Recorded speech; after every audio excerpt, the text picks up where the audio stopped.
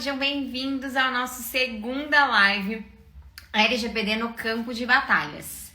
Vamos chegando.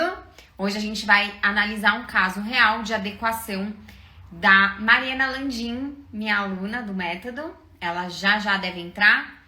Vou chamar ela aqui para participar. Já vou fazer a solicitação.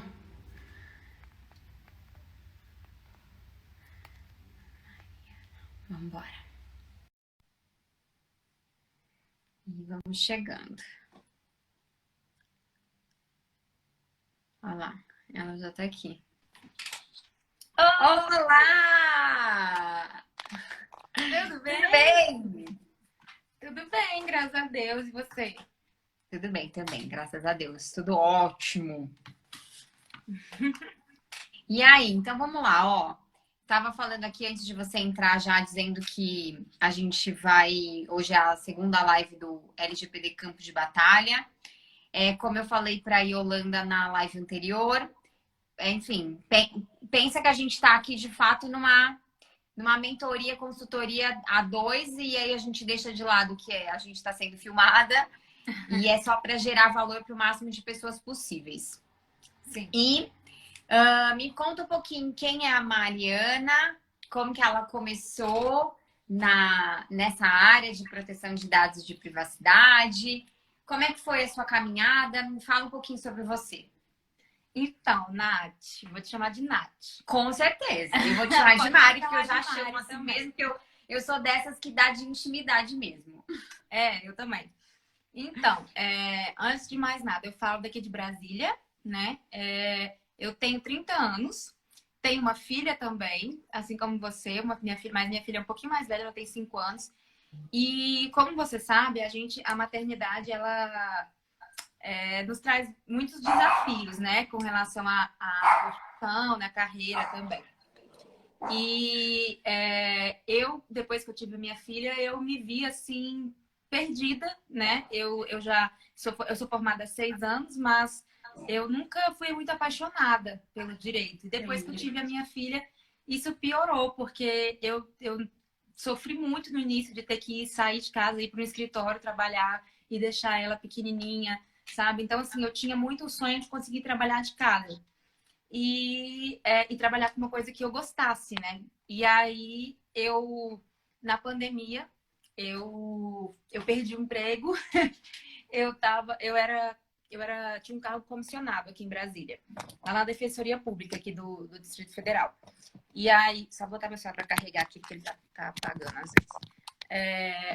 Aí eu precisei dar um jeito, né? Me reinventar. E foi aí que eu conheci a LGPD. Então, assim, tem muito pouco tempo. Tem muito pouco tempo. Eu conheci a LGPD no ano passado.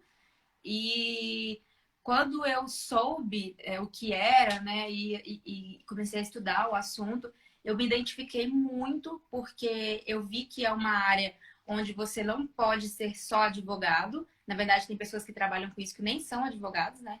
É uma área que requer uma capacidade multidisciplinar, né? E muito também da comunicação, né? E eu também tenho um curso na área de comunicação social, eu fiz o curso de jornalismo depois do direito. Legal. Então, isso para mim foi, sabe, foi incrível, assim, eu me encontrei. E não mais Posso associar os meus dois melhores mundos aqui numa única área, né? Isso, exatamente.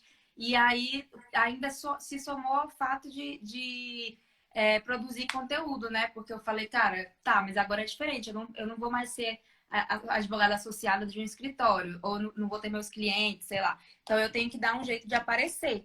E aí comecei a produzir conteúdo na internet, aqui no Instagram, e aí pronto, assim, ficou perfeito, porque hoje eu faço o que eu gosto, trabalho com algo que é rentável, né? Que será rentável, enfim, é rentável, e algo que me interessa, assim, né? Que traz, que é uma inovação, né? Algo novo, é uma área nova e tal. Então, eu estou curtindo bastante.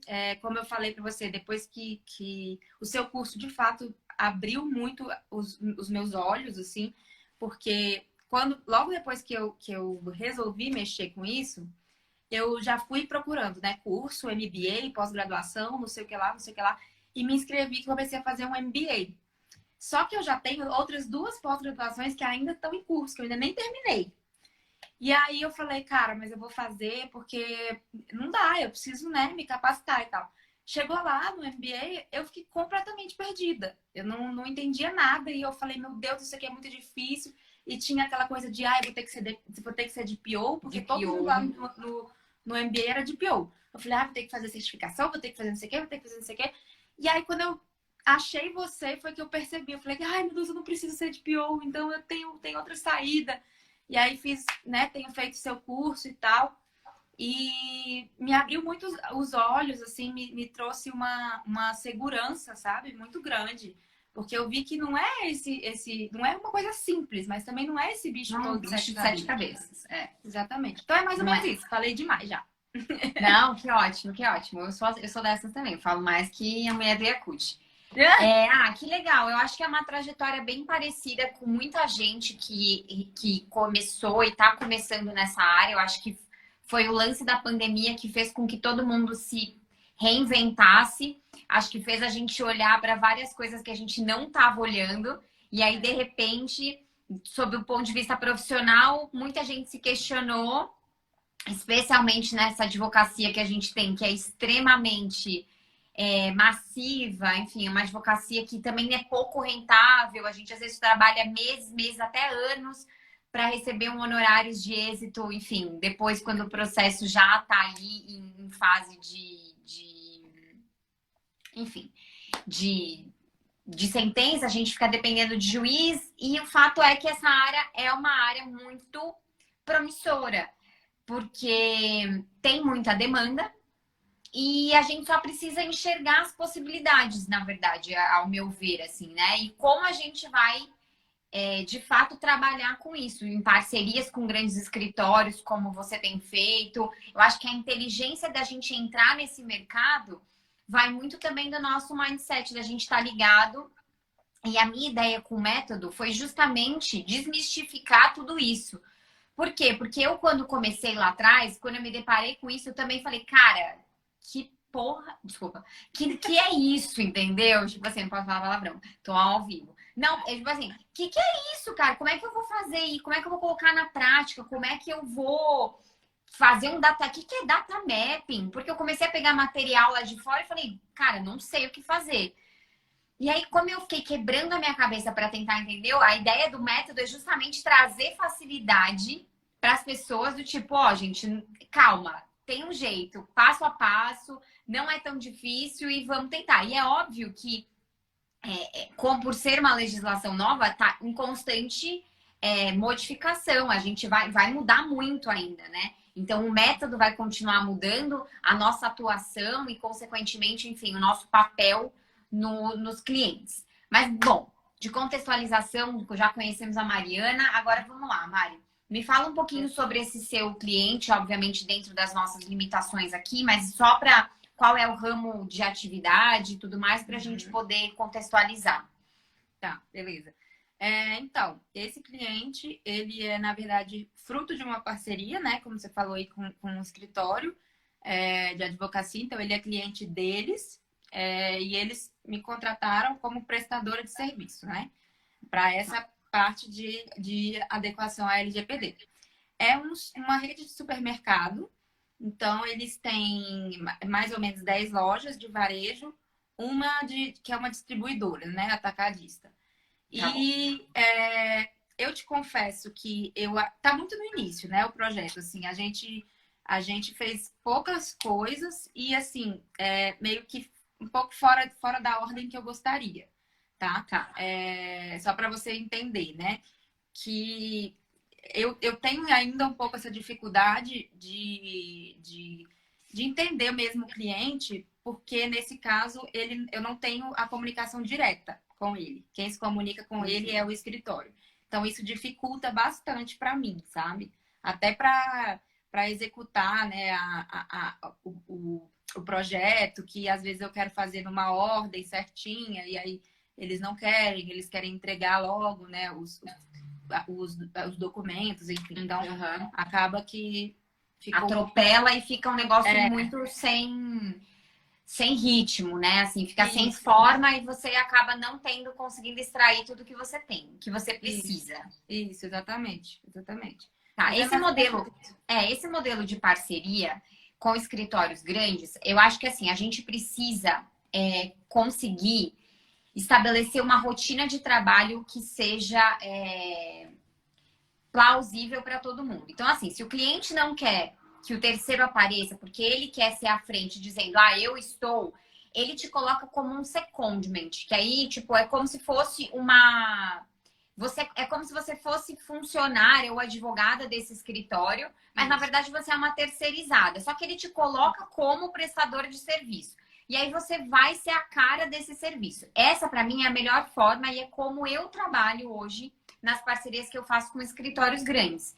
Justamente porque esse telefone sem fio não costuma funcionar. Ou então eu tenho que ter uma pessoa lá dentro do escritório que ela tem que ser muito ponta firme, que ela tem que entender sobre o assunto. Esse é o caso. Esse é o caso.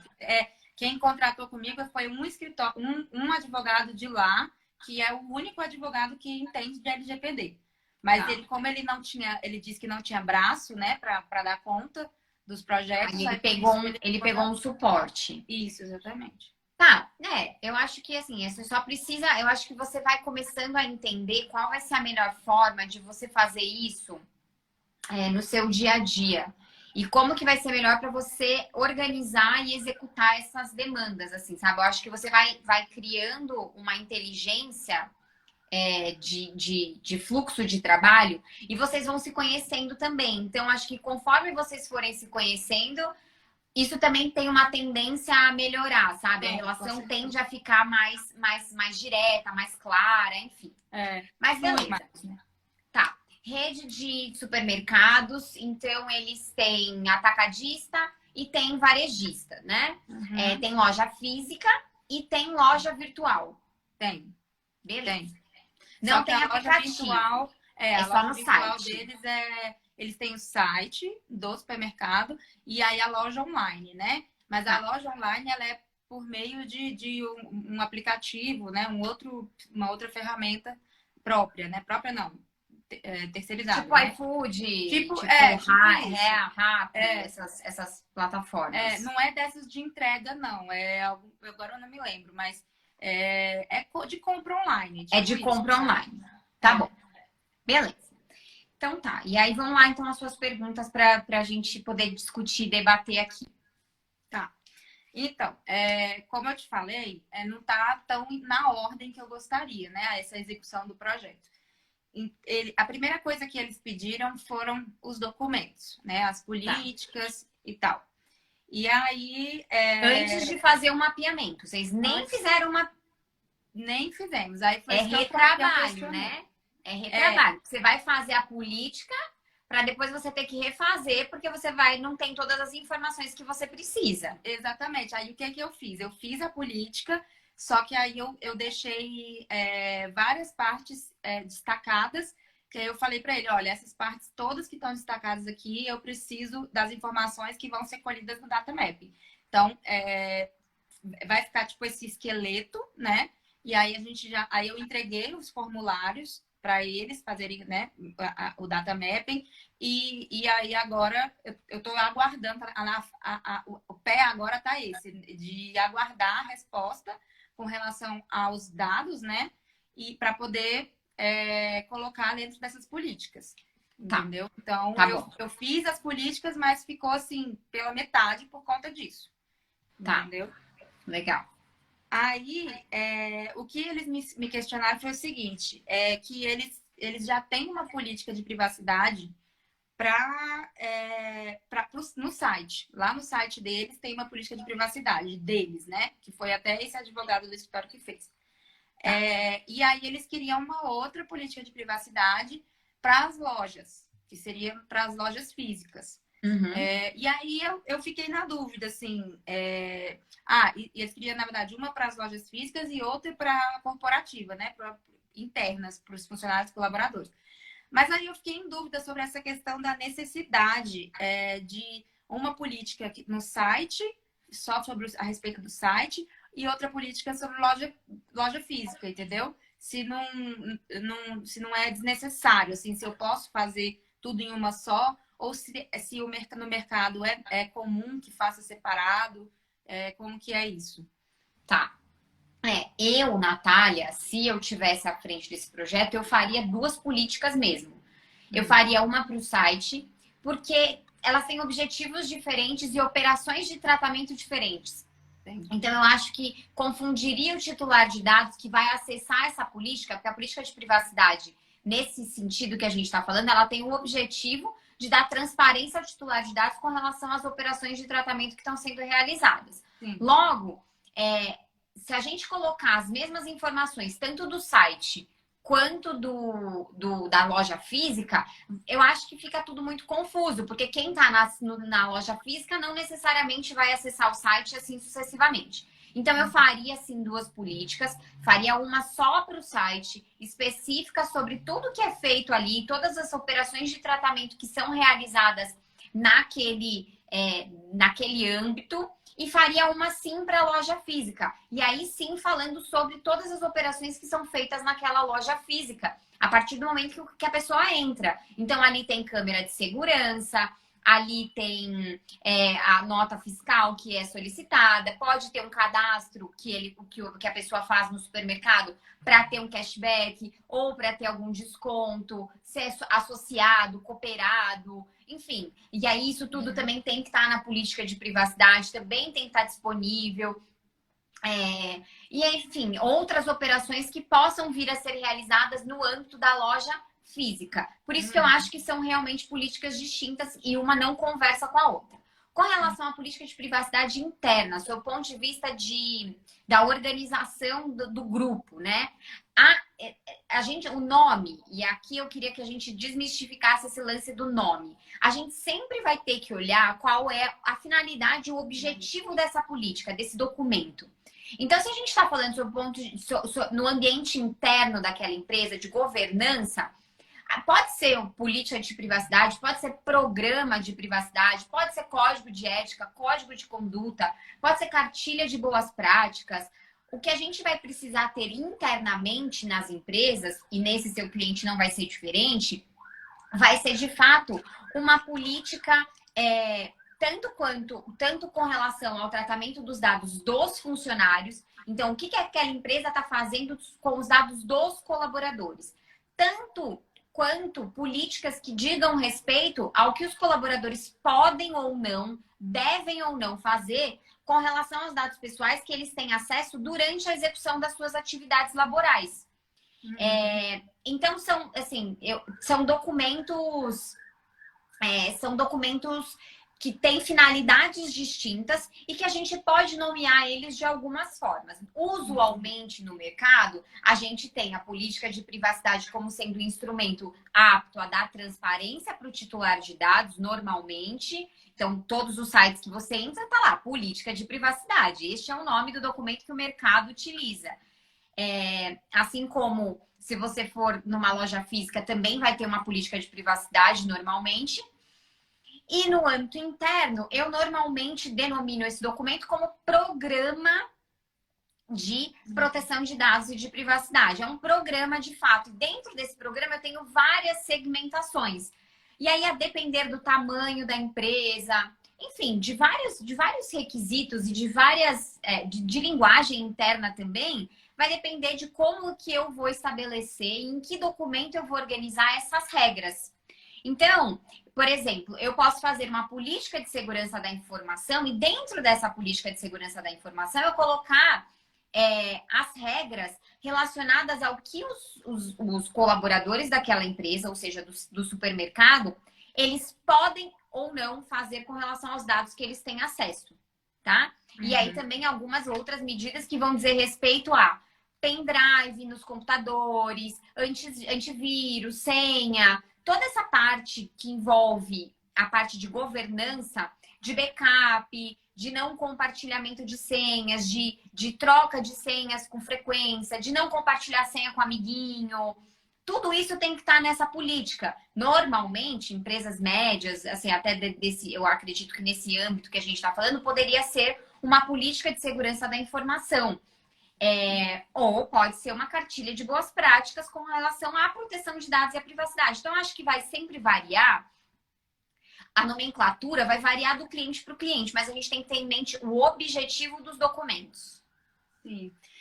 Aí até entra na minha segunda pergunta, né? Que é justamente sobre essa questão da nomenclatura, de política de privacidade e política de proteção de dados. Porque a gente vê quase sempre por aí escrito política de privacidade e proteção de dados. Mas é como você falou, né? Então, é a questão da finalidade. Uma coisa é a privacidade, outra coisa é como que aqueles dados vão ser protegidos. Então, é mais ou menos isso. Essas duas informações vão ter que estar juntas, podem estar juntas ou separadas. Mas se você for fazer, por exemplo, uma política de privacidade e proteção, então você vai colocar, você tem que observar essas duas finalidades, né? A privacidade e a proteção. Porque a gente tem que pensar que qual é o objetivo máximo da LGPD? O objetivo principal, primordial e inicial é a proteção da privacidade. Sim. Essa é a máxima da LGPD. É proteger a privacidade do titular de dados. E, consequentemente, a gente tem medidas que vão proteger os dados pessoais. Então, os dados pessoais, eles dizem respeito aos titulares de dados, eles são dados que identificam e que podem trazer danos à privacidade. Então, assim, a nomenclatura em si, para mim, não faz muita diferença. Como eu disse, eu acho que a gente tem que sempre olhar a finalidade do documento. Então, assim, se a gente tem um documento interno da empresa que vai dizer respeito a quais são as medidas administrativas, técnicas ou jurídicas, mas normalmente nesses documentos a gente só tem as medidas administrativas aptas à proteção daqueles dados pessoais. Esse é um documento. Outro documento é uma política de privacidade ou uma cartilha de boas práticas que, por exemplo, pode ser para fornecedores. Então, numa rede de supermercados, existem vários fornecedores. Se esses fornecedores, de alguma forma, têm acesso aos dados pessoais que são coletados, se ele tem um sistema, e a gente talvez vai entrar nesse mérito mais para frente, mas isso tudo pode ser também um outro documento, um documento de cartilha de boas práticas para a proteção dos dados pessoais. Nesse documento, você vai listar todas as medidas que aquela empresa julga ser necessária que os seus colaboradores, que os seus parceiros adotem. Então, a gente sempre vai ter que ver, ao meu ver, a finalidade do documento. Não só a nomenclatura. Óbvio que a gente tem algumas nomenclaturas no mercado que são mais usualmente utilizadas por uma finalidade X, Y e Z. Mas eu pouco me preocupo com a nomenclatura e muito mais com o objetivo do documento. Entendi. Você vê que as minhas maiores dúvidas são em relação a essa parte mesmo da documentação. Tanto que a minha próxima pergunta é sobre a política de hierarquização, né? Que eu ainda tenho um pouco de dúvida, assim, de quando que eu preciso fazê-la, porque a gente está muito acostumado com a política de privacidade. Agora, a política esse nome, a gente não está acostumado, né? A gente não vê, assim. Então... Tem outros documentos também que normalmente não são falados, muito falados. Porque a política de privacidade todo mundo conhece porque é senso comum. Mas a gente tem a política de retenção, a gente tem a política de descarte, a gente tem a política de portabilidade de dados e a de hierarquização de acesso. A política de hierarquização, ao meu ver, se essa empresa ela tem colaboradores, mais de um colaborador, ela precisa de uma política de hierarquização de acesso.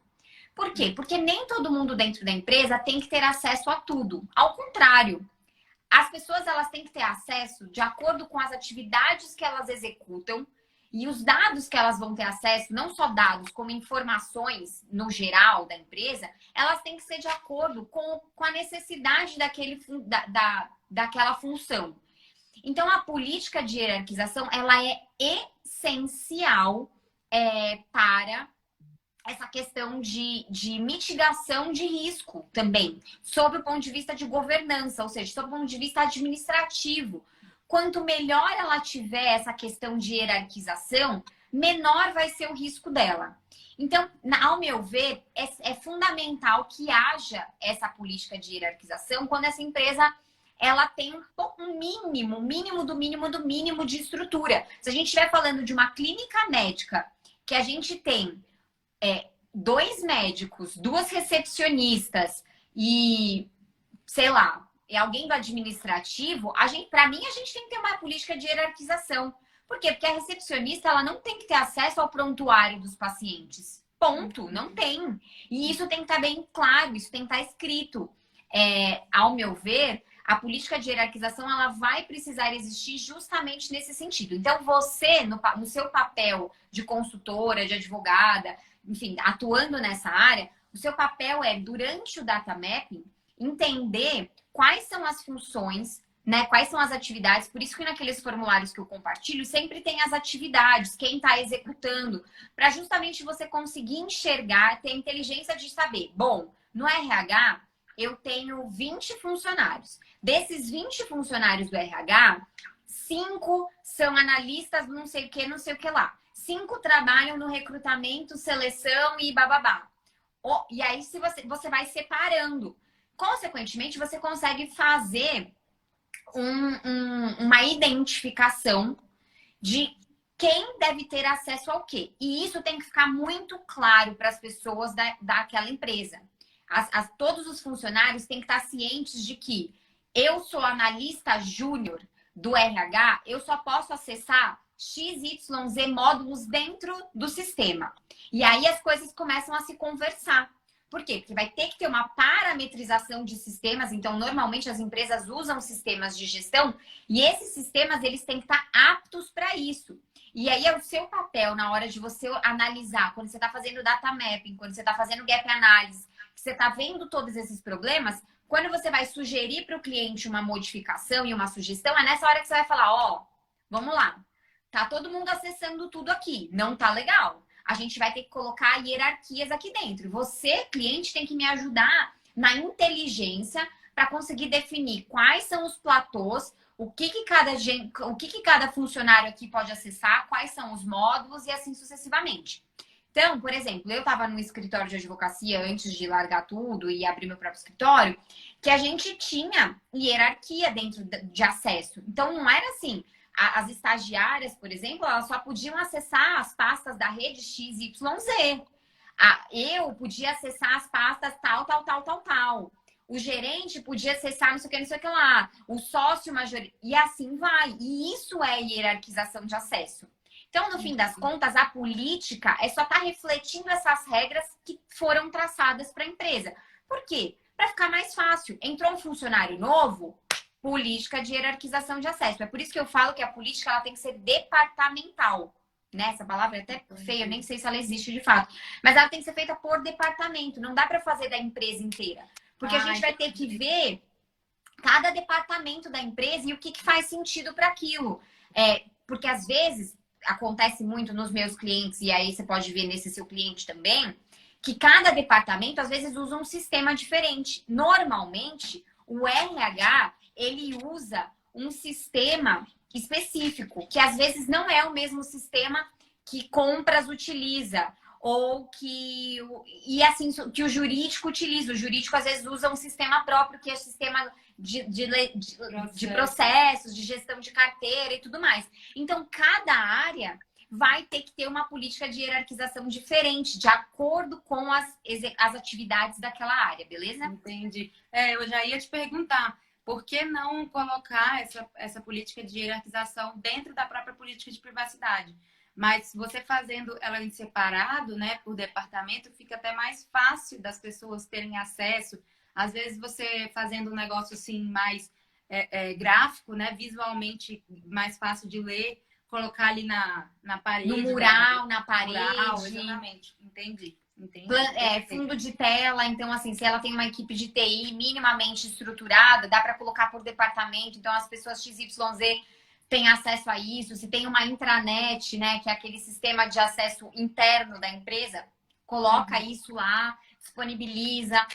E aí, no momento de fazer os treinamentos de conscientização recorrentes que a gente tem que fazer por conta da LGPD, a gente vai apresentar essa política de hierarquização, a gente vai mostrar a importância, a gente vai mostrar a responsabilização dos colaboradores com relação ao cumprimento dessa política. Por isso que, ao meu ver, eu não faço ela de modo amplo, de modo a abranger toda a empresa. A menos que a gente esteja falando, como eu dei o exemplo, de uma clínica médica, que aí não faz sentido a gente segmentar essa política, mas sim fazer uma política de hierarquização para todo mundo, porque são poucos colaboradores. Faz sentido colocar isso dentro da política de segurança da informação, dentro da política de privacidade daquela empresa, por exemplo, de uma política interna que ela tenha. Uhum, entendi. Ah, não, nossa, isso daí clareou muito agora a minha cabeça, porque eu tava... Pois é. Aí, continuando falando a respeito dessa documentação, tem a que você falou lá da questão o supermercado tem um sistema de vigilância, né? De câmeras de segurança e tal. Nesse caso específico, o sistema é deles mesmo, ele não pelo menos foi o que, né, me falaram lá, o que o advogado me falou. O sistema é próprio deles, não é de uma outra empresa. E aí eles me passaram um modelo de política, acho que era até esse o nome, não sei, como é que fala? De um sistema de vigilância parecido, tipo isso. Tá. Mas não era um sistema de uma empresa, era um sistema, era do tipo de sistema mesmo. Tá. Que era aquele CCTV, agora eu não lembro se é isso, alguma coisa assim. E aí ele falou, porque aí tem que fazer, né, a política com relação às câmeras, não sei o que lá. E aí eu fiquei na dúvida com relação a isso também, tipo, será que eu preciso fazer um documento só com relação às câmeras de segurança? Eu não posso colocar junto dentro da política de privacidade? Então, se a gente estiver falando das lojas físicas, ao meu ver, isso tem que estar dentro da política de privacidade da loja física. Não faz sentido ter um documento apartado para as câmeras de vigilância. Lá dentro das operações, dentro daquele capítulo que a gente fala quais dados são coletados e para quais finalidades, lá a gente vai colocar que as imagens são coletadas, qual é a finalidade desse tratamento, a garantia da segurança, Beleza. E aí, quando a gente estiver falando internamente, aí a gente tem vários desdobramentos desse lance de câmera. Então, a primeira coisa para a ciência do titular de dados, ao meu ver, é dentro da política da loja.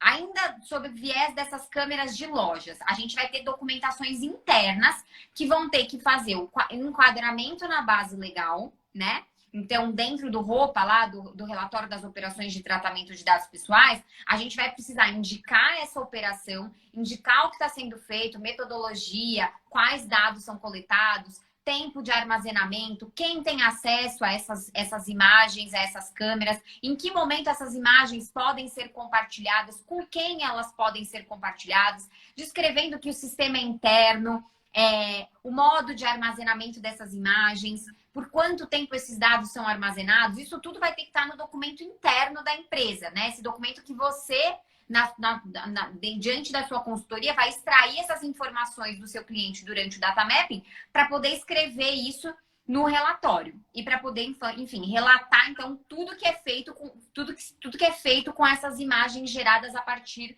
das câmeras. E aí, consequentemente, o que você encontrar de gaps, que você encontrar de fragilidade nisso, você vai propor medidas para que eles estejam adequados. Por exemplo, qualquer pessoa aqui acessa essas imagens. Tá errado isso. Não é legal. Não. Você está trazendo um risco excessivo para o seu negócio. Vamos colocar que só o chefe da equipe de segurança tem acesso a essas imagens. E para qual finalidade? Aí vamos ajudar o cliente a pensar em tempo de armazenamento, para eventuais cumprimentos de obrigação legal, regulatória, exercício regular em direito. Enfim, pensar nesses prazos, nessas políticas, para estabelecer o tempo de armazenamento desses dados. Isso também vai estar no documento interno. E também tem um outro ponto, que é a questão dos direitos dos titulares de dados. Essas imagens também, se elas ficam armazenadas, se elas estão num banco de dados, quando um titular ele vai exercer o direito dele de saber o que aquela empresa tem sobre ele, essas imagens também terão que constar. Então, isso tem que estar no nosso radar no momento da gente falar sobre gestão de direitos dos titulares de dados. Aqui, como a gente não está falando em consentimento, porque câmera de segurança é legítimo interesse, né? Isso é muito claro no mercado, está muito evidente. Então, a gente vai fundamentar toda essa operação no legítimo interesse, não precisa de consentimento do titular, mas se ele exercer o direito dele de saber quais são os dados que aquela empresa possui, então o supermercado possui, isso tem que estar no radar para você também poder incluir isso no relatório que você vai mandar para o cliente, né? Que você vai mandar para o titular de dados, para o cliente do supermercado, que eu queria dizer. Pois é, e aí você já entrou numa dúvida que inclusive nem estava prevista aqui, que já me perguntaram uma vez com relação a essas câmeras de segurança. Em escola, por exemplo, aí é o caso do supermercado, de quanto tempo que eles podem armazenar. Porque, né? E aí, se a pessoa, sei lá, quantos anos depois quiser ter acesso e não tiver mais? Essa questão de retenção de dados está dando muito o que falar, eu estou vendo no mercado. Eu acho que essa é uma questão que é autorregulamentável. Ou seja, as próprias empresas, enquanto a gente não tem uma regulamentação setorial específica e a gente não tem uma regulamentação da própria autoridade nacional, as empresas vão se autorregulamentar. E óbvio que se essa empresa quiser manter esses dados por 20 anos, sendo que ela não tem uma justificativa plausível para manter esse dado por 20 anos, ela está assumindo um risco. Né? Então, assim, a gente tem que ver que os dados eles podem ser mantidos na base de dados para o cumprimento da finalidade específica. Terminou o tratamento, quais são as hipóteses que a LGPD prevê de manutenção desses dados? Então, é cumprimento de obrigação legal regulatória, exercício regular de direitos em processos judiciais, administrativos e arbitrais, para interesse legítimo do controlador, para uso interno, quando e se esses dados forem anonimizados, tá? Então, quando a gente não conseguir identificar o usuário, ele pode manter esses dados na base. Caso contrário, se ele não conseguir encaixar nessas situações, ele tem que excluir os dados. Não tem como manter. E aí você vai me perguntar assim, tá bom, Natália, mas como que eu vou identificar então esses prazos? Aí a gente vai ter que ir nas legislações correlatas. Então, a gente vai ter que recorrer ao Código Civil para ver o prazo prescricional de determinadas demandas que podem acontecer. Então, se a gente está falando no supermercado, a gente está falando de responsabilidade civil. Em quanto tempo prescreve a responsabilidade civil? A gente tem que ir no Marco Civil da Internet, que tem prazos específicos de armazenamento de determinadas informações que estão previstas lá e não estão previstas na LGPD. E a gente vai ter que sempre olhar a legislação específica. Então, se a gente estiver falando de médicos, por exemplo, os médicos têm uma obrigação setorial do próprio do CRM de armazenamento de dados por 20 anos. Ponto, matou. Eu tenho que armazenar esses dados. Ah, mas eu quero que você exclua os meus dados. Não, mas tem determinados dados que eu não posso excluir. Eu tenho responsabilidade, e aí você justifica isso para o titular de dados. Você nunca deixa um titular de dados sem resposta quando ele entra em contato com você pedindo para exercer um direito.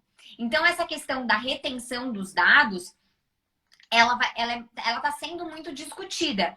Por quê? Porque, de fato, as empresas vão ter que estabelecer os seus próprios prazos. Não há na legislação nada específico dizendo os dados têm que ser armazenados por 3 anos, 4 anos, 5. Não, a gente vai ter que olhar o caso concreto, a finalidade daquele tratamento, a finalidade da coleta e depois quais seriam os possíveis desdobramentos legais e jurídicos disso. Tá bom. Quais são os possíveis desdobramentos? Uma ação de responsabilidade civil, porque alguém estava no supermercado, caiu uma caixa na cabeça dela e ela morreu. Sei lá, e a família vai entrar com uma demanda. Você precisa disso. Alguém comprou alguma comida, estava estragada, e aí você precisa de imagem, você precisa pegar algum dado pessoal para conseguir juntar num processo. Por quanto tempo você tem que armazenar isso? Pelo prazo prescricional, pelo prazo de decadência. A gente vai ter que olhar isso no caso a caso. Entendi. Interessante.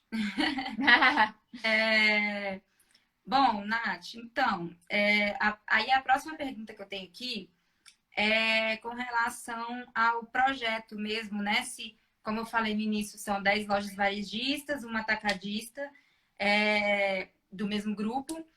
E aí, nesse caso, a gente faz um projeto só, por exemplo, para o varejo, para as lojas de varejo, e um para a loja atacadista. A gente faz um para os dois, para tudo, ou a gente faz um para cada loja, para cada um? Qual é o ideal, na sua opinião? Tá.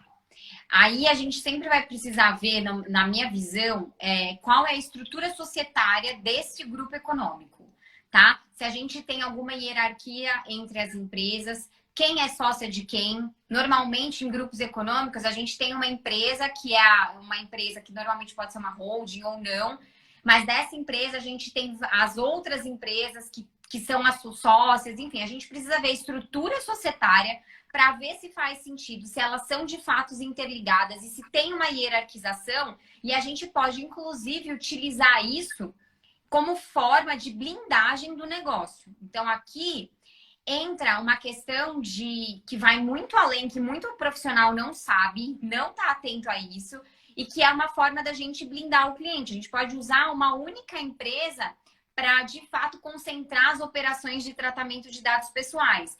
É um assunto extremamente complexo, a gente ficaria aqui falando por horas e horas e horas para eu conseguir explicar tudo isso, mas tem esse pequeno detalhe. Mas, no momento, não vamos pensar nessa questão que eu falei sobre blindagem e utilização de uma empresa, por exemplo, uma holding, para blindagem da empresa, né? Blindagem não. Vamos pensar do ponto de vista mais fácil.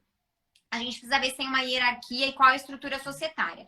A depender da estrutura societária, vai fazer sentido a gente fazer um único projeto, porque tá todo mundo interligado, então a gente faz um projeto só e desse projeto a gente vai irradiando para as outras empresas subsidiárias, enfim, as empresas do grupo econômico. Se elas não estiverem interligadas, não tiver uma hierarquia entre elas, não for filial, não tiver uma matriz e as outras todas forem filiais, ou enfim, forem empresas que de fato são CNPJs completamente separados e que a gente não tem nenhuma hierarquia dentro desse grupo econômico, aí faz sentido fazer para cada uma, mas também vai ter que ver o caso a caso. Eu precisaria dar uma estudada na estrutura societária do grupo econômico para ver o que faz sentido. Agora, isso é um ponto, né? Do ponto de vista de execução do escopo. Agora, do ponto de vista de cobrança de honorários, aí se você for pegar isso, um programa de conformidade depois, para você cobrar a parte,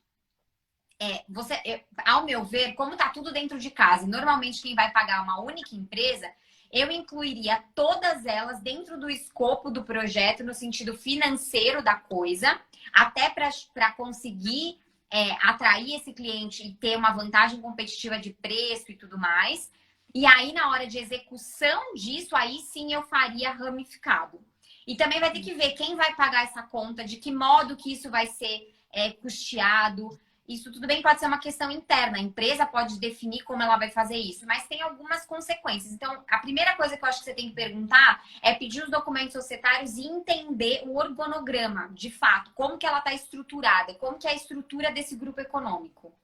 Tá, entendi. Eu acredito que seja, como você falou aí no primeiro caso, que elas estejam realmente interligadas. Pelo que eu já vi, né? Assim, eu vou confirmar isso depois, mas pelo que eu já vi, são sempre as mesmas pessoas da mesma família e enfim, provavelmente. mas eu vou dar uma estudada mais a fundo nisso daí. Tá bom. Aí tem uma questão que foi perguntada, essa próxima pergunta, na verdade, nem é desse projeto, é de um outro projeto que está em negociação, mas que assim, não tem problema, porque acho que a pergunta vale para qualquer um, né? Para qualquer um, sim. Que é com relação a se o cliente, né, nesse caso, o possível cliente, né, ele perguntou se tinha como fazer a adequação da LGPD só na parte trabalhista. Tá. Ah, não, eu quero só porque era uma construtora e tal, então trabalhar tem muita mão de obra alocada nas obras, né? Isso, e essa questão de funcionário que o pedreiro que fez o negócio aqui, 3 meses depois ele já saiu, né? Uhum. Muita rotatividade. Então eles perguntaram isso, se tinha como fazer trabalhista, só o trabalhista e deixar para fazer o resto depois. Aí eu fiquei só pensando, mas será que não vai ser, não é desnecessário, não vai ser mais trabalhoso fazer dessa forma? Tá, não é. Inclusive, eu tenho trabalhado nessa estratégia, inclusive, para conseguir fechar os projetos. Por quê? Porque os clientes, eu tenho percebido que os clientes não estão num nível de consciência bom com relação à LGPD. Eles nem Não. sabem o que é, às vezes eles falam LGBT, eles confundem tudo, eles não entendem. E eu acho que eles também. Esses dias eu perguntei para uma amiga minha que é empresária, aí eu falei, amiga, vamos adequar a sua empresa, cara, LGPD. Aí ela virou para mim e falou assim, amiga, eu tenho tanta coisa para adequar na minha vida ainda, você acha que eu vou me preocupar com LGBT? Levou desse jeito.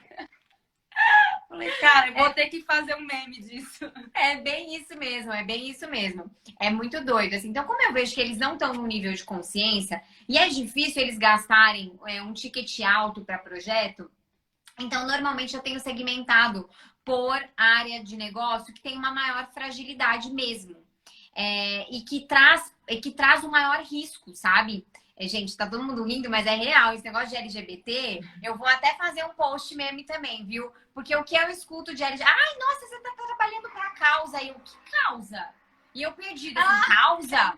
Ai, você tá trabalhando pro LGBT. Eu, não, gente, não. Não é LGBT, não é. Tudo bem que eu amo a causa, mas não é isso, entendeu?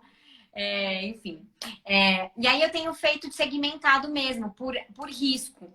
E no meu ver, faz tanto sentido começar pela área trabalhista, pela área administrativa mesmo, por essa parte de governança, sabe, de pessoas, e para depois ir migrando para as outras áreas, porque eu acho que essa é a maior ponta solta dentro das empresas. Uma das maiores, se não a maior fragilidade nas empresas, é de fato essa questão da conscientização dos colaboradores. Ao meu ver, aí está um ou um maior risco.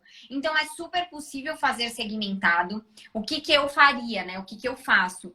Eu faço o projeto todo. Então, faço aculturamento, data mapping, gap analysis, plano de ação e implementação dessa fase. Ponto. Dessa área de negócio. Terminei, entreguei, tá aqui.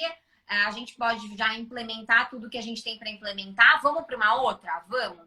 Então, tem uma empresa, e é muito doido isso, né? O cliente, ele às vezes ele não faz conta e ele não enxerga a situação. Eu cheguei e passei para ele um honorário para a gente fazer a empresa inteira. Aí ele, desesperado, o diretor, imagina, Natália, o diretor de TI. Não dá, isso é muito caro, a gente não tem budget, a pandemia ferrou com o nosso negócio. Aí eu falei, tudo bem, então vamos fazer o seguinte, vamos começar pelo RH, beleza? Porque vocês estão todo mundo em home office, tem umas pontas soltas aí que a gente precisa trabalhar, política de home office, entender, fazer sistema, ver se vai contratar VPN, não vai. Nananana, beleza, vamos começar, vamos. A gente fez. Aí agora a gente está indo para o segundo escopo, que é fazer a adequação do site deles. Então, vou fazer toda a adequação de site, política de privacidade, termo de uso e cookie banner, né? Política de cookies. Nessas duas áreas, eles já me pagaram mais do que o escopo completo. E a gente ainda não chegou na metade do projeto. E o cliente, ele acha que ele está pagando pouco, porque ele vai pagando faseado, né? Sabe? De pouco. Então, às vezes também é uma forma inteligente da gente não chegar com uma coisa tão pesada. Então, o que eu tenho feito na prática? Eu vou para as primeiras reuniões com os clientes para entender grau de maturidade, para fazer aquele checklist que vocês têm lá no curso que eu passei para vocês, que são as perguntinhas prévias. E aí eu vou distraindo do cliente para entender que nível que ele tá, que grau de maturidade, babá. Bom, aí eu vejo qual é a maior fragilidade dele. Aí eu já, nessa reunião, eu já falo, seguinte, vamos fazer o seguinte. Tem a possibilidade de eu te passar um escopo completo, mas eu acho que não vai funcionar. Eu acho que a sua maior fragilidade, pela minha experiência, tá nessa área aqui. Vamos fazer um escopo faseado, vamos começar por essa área, a gente faz todo o processo, implementa e a gente vai para uma nova fase e assim a gente vai fazendo. Tudo bem? Tudo bem. Quando você apresenta o valor, ele é bem mais baixo do que o escopo completo. Aí o cliente já, demorou, vamos lá, entendeu? Então, super funciona, é super possível e eu tenho visto que é, inclusive, uma boa estratégia para conversão. Massa. Não esperava. Tá. Bom, ainda dá tempo? Dá, né? Dá, bora. Acho que encerra, não é 1 hora que encerra? Não tem uma hora que não. Não Tem tem, uma hora não? que não. Tem não. Aqui a gente vai até a hora que o cliente Não, precisar. mas é porque eu achava que o Instagram fechava. Ele fechava, mas agora ele não fecha mais, não. Ele deixa a gente fazer live de até 4 horas aqui. Eita, eu não sabia. O negócio aqui Olha, é correta. Olha, gente, não tô sabendo dessa novidade. Tá. Com relação não, só um detalhe, só com relação a essa questão do escopo que a gente estava falando de escopo super dividido, tá? Eu só acho que a gente precisa ter sempre uma inteligência de ver também o negócio do cliente, tá? Então essa também não pode ser uma máxima verdadeira de tipo, puta, dá para segmentar todo o negócio, vai dar para segmentar o projeto de conformidade por áreas e tudo mais. Mas a princípio, pela minha experiência, pelo que eu tenho visto, eu acho que é possível sim. Por quê? Se a gente estiver falando de médias, grandes empresas, porque cada área de negócio acaba sendo um ecossistema único. Agora, se a gente estiver falando de uma empresa de pequeno porte, não faz sentido a gente segmentar tanto, porque é um escopo tão reduzido que, para mim, assim, tudo tá tão integrado e tá tudo tão conversando, e às vezes até uma média empresa. Às vezes uma média empresa também tem toda essa interligação entre áreas que talvez também não faça tanto sentido fazer tão segmentado. Mas até hoje eu super consegui e eu tenho feito assim e eu não tenho visto nenhum prejuízo ou retrabalho em segmentar por áreas de negócio, não. Óbvio que às vezes, quando a gente vai evoluindo em outras áreas, a gente pode esbarrar com alguma coisinha que deixou para trás. E aí a gente só aperta um parafuso, entendeu? Mas a gente não precisa construir o carro inteiro, a gente já fez isso. A gente só vai ajustar alguma coisinha aqui e alguma coisinha ali. Entendi. Perfeito. Tá, em relação a contratos. Isso eu fiquei bastante em dúvida.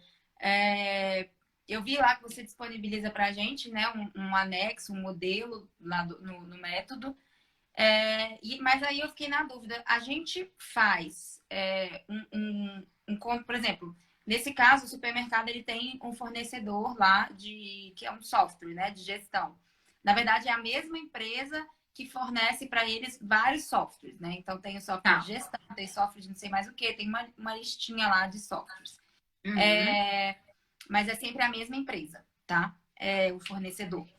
E aí, para atualizar esses contratos com eles, né? Os contratos com o fornecedor, eu tenho que fazer um anexo, tipo aquele modelinho que você passou pra gente, para cada contrato, ou eu posso fazer, tipo, para cada contrato eu digo diferente, né? Tipo, personalizado, digamos assim, para cada contrato, para cada fornecedor, ou eu posso fazer um documento, um anexo meio que padrão para colocar em todos os contratos que forem surgindo, entendeu? Tá.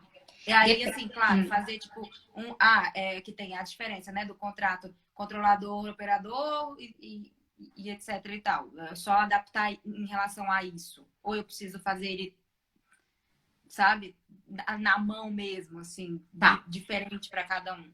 Tá. Então, assim, são várias. A live, gente, a live vai ficar salva, tá? Vai ficar aqui, vai ficar lá no canal do meu YouTube. Então, fiquem tranquilos que vai ficar, todo mundo pode voltar e reassistir o conteúdo. Ó, com relação a essa questão contratual, eu acho que são coisas distintas. Primeira coisa é assim: contratações ativas. Temos contratos ativos com fornecedores. O que a gente vai ter que fazer com esses contratos que estão ativos? A gente vai ter que aditar. A gente vai ter que fazer um aditamento, um aditivo ao contrato. Então, se forem contratos com objetos distintos, a gente vai ter que fazer aditivos com caras completamente distintas, tá? Puxando o gancho dessa questão de software, essa questão de software é extremamente sensível e essa parte de gestão de terceiros a gente precisa estar com um olhar muito atento para isso. Então, o que a gente vai ter que fazer? Assim, eu não vou entrar nesse mérito para explicar isso depois, que eu acho que vai ficar um pouco confuso. Vamos só seguir a linha aqui dos documentos. Então, primeiro, assim, contratações ativas, termo aditivo. Novas contratações. Então, vamos fechar novas contratações? A gente vai fazer um anexo de proteção de dados. Por que eu opto por um anexo? Porque, como tem muita coisa e o documento é extenso, passa a não fazer sentido colocar isso no meio de um contrato. Porque senão um contrato vai ficar com quantas mil páginas? Vai ficar um contrato gigantesco. Então, eu normalmente deixo a estrutura do contrato do jeito que tá. Eu só insiro uma cláusula básica dentro do contrato dizendo, ó, todas as regras atinentes à proteção de dados e à privacidade estarão elencadas e disciplinadas no anexo A. Anexo B, anexo C, anexo D, se ele tiver outros anexos. Ou anexo 1, 2, 3, 4, 5, 20. Não importa. Então, isso para novas contratações, tá? Então, novas contratações eu faço anexo e as contratações que estão ativas eu faço aditivo. Quando a gente estiver falando de terceiros, ou seja, de fornecedores na cadeia de suprimentos, a gente vai ter que olhar, então, sempre qual é a finalidade daquela terceirização, qual é a operação que está sendo terceirizada. E não vai dar para usar o mesmo anexo com o texto, com o recheio. A estrutura vai ser a mesma. Mas não vai dar para usar o mesmo recheio. Por quê? O recheio, entre aspas, tá? Né? O mesmo conteúdo. Porque cada operação e cada fornecedor, às vezes, faz uma coisa distinta. Então, a gente não pode usar um modelo padrão para terceiros da empresa, porque cada fornecedor ele tá ali executando um determinado serviço, uma determinada operação de tratamento, ele tem acesso a determinados dados para finalidades distintas. Então, não dá para usar o mesmo documento. Tá. Aí, o que, que a gente... Aí, voltando para aquela questão de software, que é um ponto que muita gente deixa passar. Software de gestão, né? ERP, inclusive, hoje essa foi uma dúvida, uma discussão que eu levantei numa sala do Clubhouse, e a gente até falei com um desenvolvedor que está participando de muitas salas que eu tenho feito. A gente vai abrir uma sala essa semana, ou semana que vem, para falar sobre isso. É um tema bem complexo e que eu acho que traz muitos desdobramentos para as pessoas. Ai, fiquei com muito brilho aqui, gente. Muitos desdobramentos para as pessoas. Eu tenho um cliente que ele é desenvolvedor de um software de gestão, que é ERP, CRM, esses softwares de prateleira. E eu estou enfrentando, eu tive que fazer um parecer legal para esse cliente, para conseguir demonstrar para outros clientes dele, ou seja, o Bradesco contrata ele para usar esse software internamente, para fazer a gestão do RH, para fazer a gestão da área de compras, do estoque e tudo mais. Supondo, tá? Esses tipos de sistema. E aí estão alegando que, como o meu cliente, que é o desenvolvedor do software, é ele que parametriza o software, é ele que, de fato, coloca as regras com relação às diretrizes do tratamento de dados pessoais, ele seria controlador de dados. E ele não é controlador de dados, ao meu ver. Essa tá? é a dúvida também. Ele não é controlador de dados, tá? No meu entendimento, Natália, e eu tenho uma corrente grande que está comigo nessa também.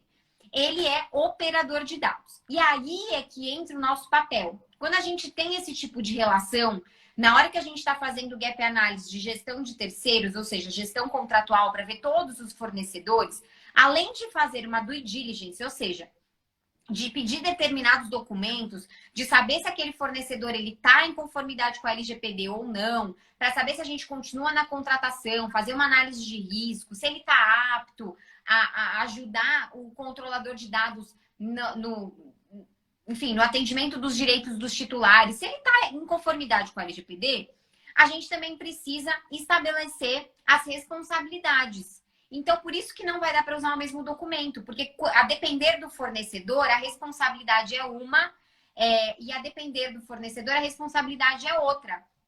Então, por exemplo, nessa questão do software, por mais que ele seja operador de dados, é ele quem tem a inteligência por trás do software. É ele quem pode dizer para o nosso cliente se ele solicitar, por exemplo, um relatório com todas as informações do CPF XYZ, que é da Mariana, porque a Mariana entrou em contato comigo e falou: supermercado A, eu quero saber tudo que você tem sobre mim. Só que o supermercado A usa o software aqui, esse software. E ele vai ter que chegar para esse software e vai ter que conseguir extrair essa informação. Então, consequentemente, a gente precisa ter tudo isso descrito e detalhado nesse contrato que já há entre as partes.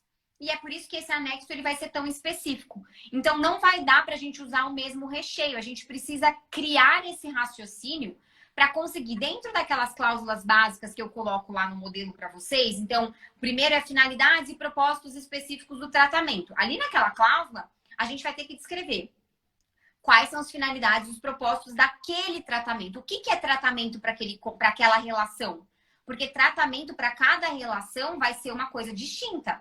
Para essa relação de CRM, por exemplo, de software de gestão, qual é o tratamento que está sendo executado? O tratamento que o software ele faz em nome e por conta do controlador, ou seja, em nome e conta do supermercado, é armazenamento de dados. Ele só faz armazenamento de dados, ponto. Ele não faz mais nada além disso. Mas por trás desse armazenamento, a gente precisa entender várias funcionalidades. Às vezes a gente vai precisar parametrizar várias coisas, como hierarquização de acesso, como troca de senha. Vai precisar entender se esse sistema está pronto para fazer o registro dos logs de atividades. O que são logs de atividades? São todas as vezes que um usuário ele entra naquele sistema, gera um histórico, né? Um histórico, isso, muito bem, essa palavra. Gera um histórico do que aconteceu. E esse software, ele está apto, ele guarda esses logs. Por quanto tempo ele guarda? Ele faz a gestão? Se eu precisar solicitar esses logs, ele vai conseguir me disponibilizar? Tudo isso tem que ser discutido, tá? E tudo isso tem que ser analisado durante o Gap Analysis. É por isso que eu sempre falo para as pessoas, e eu vou frisar aqui nessa live, é tão importante que a gente dimensione corretamente o escopo do nosso projeto. As pessoas passam por isso, às vezes, batido e acabam trabalhando de graça, especialmente no Gap Analysis, porque dá muito trabalho. Às vezes dá mais trabalho do que o próprio data mapping em si, porque você não dimensionou quantos fornecedores aquela empresa tem na cadeia de suprimentos. Você não viu quantos sistemas aquela empresa tem dentro do seu ecossistema. E você vai ter que olhar a funcionalidade de todos. Você vai ter que olhar política de privacidade, termo de uso. Você vai ter que fazer toda essa análise. Se você não tiver calculado quantidade de horas exatas para isso, ou pelo menos aproximada, você vai trabalhar de graça. Você vai trabalhar de graça, entendeu? Então, por isso que esse início, muito provavelmente, a gente trabalha muito de graça mesmo, porque a gente é tão novo, né? A gente não tem ideia, assim, de às vezes, de eu mesma não tenho ainda, assim, de quanto tempo que eu vou levar para fazer determinada coisa, né? Acho que esse tipo de coisa a gente vai pegando mesmo com a experiência. Com a experiência. Mas aí eu acho que algumas coisas a gente consegue meio pelo senso comum, né? Sim. Então, assim, por isso que eu falo que os questionamentos prévios ao cliente, antes de elaboração de proposta, são essenciais. É por isso que tem aquele modelo de questionário. Inclusive, eu fiz uma atualização nele e eu tô para subir uns modelos novos, algumas coisas novas de checklist e tudo mais pro método. Minha equipe vai subir amanhã, que eu já até mandei para eles. Vocês precisam fazer esses questionamentos antes de precificar. Se vocês tiverem noção disso, é só fazer. Bom, por cada sistema, eu acho que em média eu gasto 8 horas para fazer análise do sistema. Beleza, 8 horas por sistema. Cada contrato eu levo 3 horas para analisar, para fazer um overview geral e fazer algumas ponderações, tipo de análise contratual. E aí você vai somando, usa aquela planilha, tem uma planilha de Excel lá dentro do método, que é a planilha de cronograma de projeto. Coloca todas as atividades, coloca a quantidade de horas, multiplica pela sua hora intelectual. Ponto. Você vai chegar num valor que às vezes vai ficar exorbitante. Você vai falar, meu Jesus Cristo, o cliente não vai pagar por isso nem a pau. Aí você vai ter que mexer em alguma coisa, margem de lucro, sei lá, alguma coisa assim. Mas é isso. Eu acho que eu me estendi um pouco na minha explicação.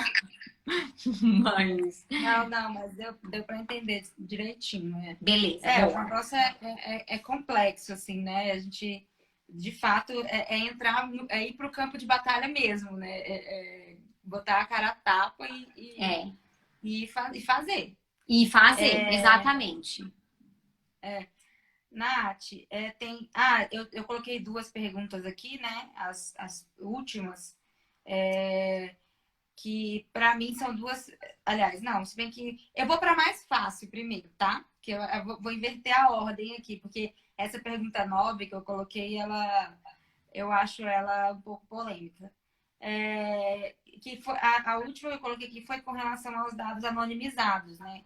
Na prática, que a gente sabe o que é na teoria, né? Que É aquela questão que ele não pode ser revertido, né? Porque se for revertido para pseudo, anonimizado, que aí ele já pode identificar a pessoa física. Então, ele já não pode ser mais considerado anonimizado. Anonimizado. Inclusive, eu já ouvi um pessoal de TI falando que dado anonimizado é utopia. Assim, que Utopia, eu também acho. Eu ia falar isso, assim. Eu acho que quase não existe, mas... Exato, porque hoje em dia você, né, quem entende do assunto, assim... Engenharia reversa, né? Os hackers são cada vez mais experientes e eles são desenvolvedores, eles entendem do negócio, né? Então é difícil, mas vai. Sua pergunta então é tipo, se de fato, qual que é a sua pergunta na real? É exemplificar, assim, porque o que na verdade são esses dados anonimizados na prática? Tipo, um exemplo de dado anonimizado. Porque, vamos supor, que quando você fala, várias pessoas já me questionaram isso. Quando você fala de dado anonimizado, normalmente as pessoas, algumas pessoas atrelam isso a números. Então, por exemplo, um número, então, é um dado anonimizado. Por exemplo, CPF, mas não é. Porque o CPF, você coloca o CPF numa base de dados aí, sei lá, na Receita, você já tem todas as informações da pessoa. Então, o que seria, na prática, um exemplo de um dado anonimizado? Essa pergunta, você falou que você ia fazer a menos complexa e essa é a mais complexa. Sério? É assim, na verdade, eu acho que a gente precisa saber que depende muito, tá? Na prática, vai depender muito. Eu sou advogada, assim como você. Então, eu também não sou da área de TI, eu também não tenho essa expertise ao ponto de conseguir, tipo, te dar uma explicação técnica sobre essa questão da anonimização. Existem várias formas de anonimização de dados. E a gente sempre vai ter que olhar, no meu entendimento, o caso concreto. A gente vai ter que olhar o caso do nosso cliente. Então, assim, onde esses dados estão armazenados? De que forma que eles estão armazenados? Eles estão armazenados em um servidor, né, na nuvem? E quais são esses dados que são coletados? Porque existem algumas formas. A gente pode fazer, tem o que a gente chama de... Você pode colocar esses dados em bases diferentes, então em servidores diferentes, em locais diferentes, inclusive de empresas distintas, de modo que sozinho aquele dado não representa absolutamente nada. Você pode gerar número para o cliente. Então, a Natália, dentro daquela base de dados, por exemplo, isso para mim é pseudonimização, mas há quem discuta veementemente que isso aqui é anonimização. Então, supondo que você lá colheu o dado, o CPF, o nome, data de nascimento, e-mail, várias informações sobre mim. O que você faz? Você coloca essas informações, você usa criptografia e gera código hash, que a gente chama, e transforma isso em outro número, em outra coisa, tipo XYZW, tipo código morph. E aí você transforma isso em outra informação, e aí você precisa de uma chave para descriptografar esses dados. E você desassocia esses dados em várias bases de dados, tá? E aí você, enfim, coloca lá ele totalmente esparso. Só que o hacker, se ele conseguir, supondo que ele consiga acessar uma única base de dados, e ele consiga desvendar qual é a chave que descriptografa toda essa base de dados, ele vai ter acesso a um conjunto de informações. Mas talvez com aquele conjunto de informações ele não consiga acessar e identificar que aquele dado que está ali, aquela sequência de números aleatórias que estão ali, elas estão dizendo respeito ao meu CPF e ao meu e-mail, sei lá. Então, assim, na prática, eu não me meto nessas questões. Para mim, tem que ser de fato alguém da área de TI para dar esse tipo de consultoria. Isso é parte negativa no meu escopo. Não está no meu escopo, eu não falo sobre isso, eu não entro nesse mérito e tá tudo bem. O cliente fica satisfeito mesmo sabendo que você não manja sobre isso, entendeu? Então, assim, eu não me ponho nessa posição de falar sobre isso. É óbvio que é um assunto que a gente precisa minimamente entender, para se a gente estiver numa reunião, numa mesa com o cliente, a gente conseguir debater minimamente. Mas, basicamente, existem técnicas de anonimização, que, ao meu ver, sempre vão acabar sendo pseudonimização, porque eu acho muito difícil a gente não conseguir reverter isso de alguma forma. Até porque, se ela fosse de fato irreversível, como que aquela empresa ela conseguiria usar aqueles dados? Como que ela conseguiria, de fato, extrair uma inteligência daquele dado e utilizar para o modelo de negócio dela? Sabe?